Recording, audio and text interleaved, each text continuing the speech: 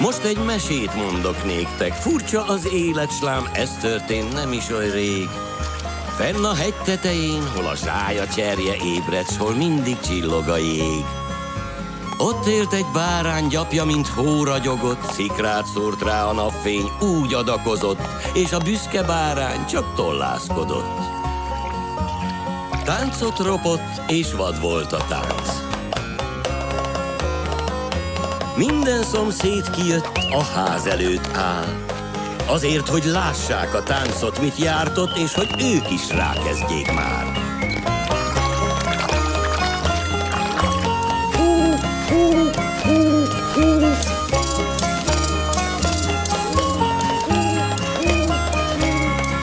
És egyszer csak...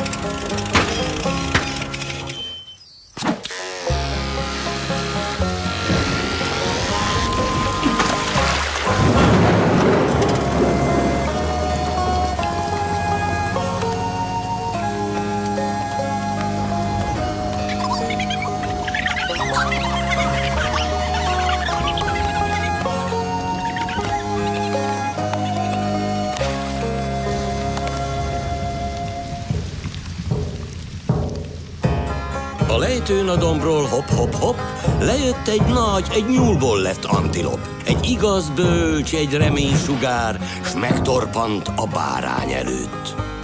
Hé, fiú, mi a baj?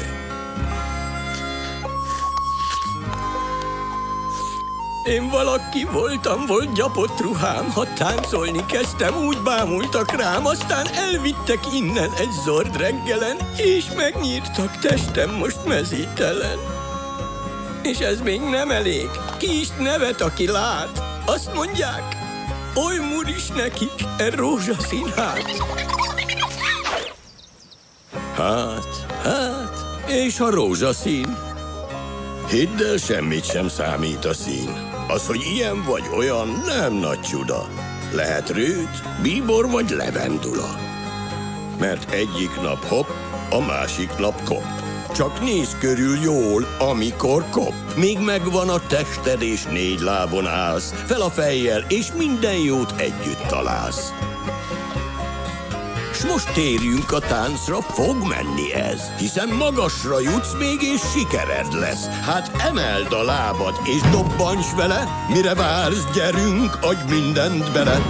Hopp, hoppsza, hopp, hopp.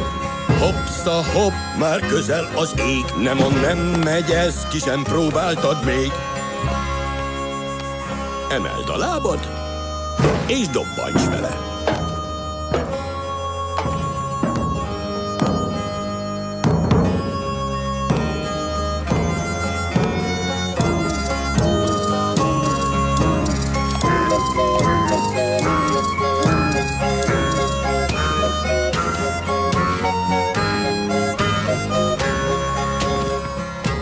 Jön évre év, s május haván, megkötözik, s újra elviszik ám.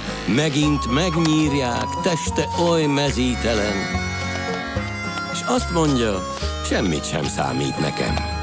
S megy a hopp, hopp, hoppsza, hopp, hopp. S míg egymást váltja, hopp és kopp, mindig átsegít egy nyúlból lett antilop.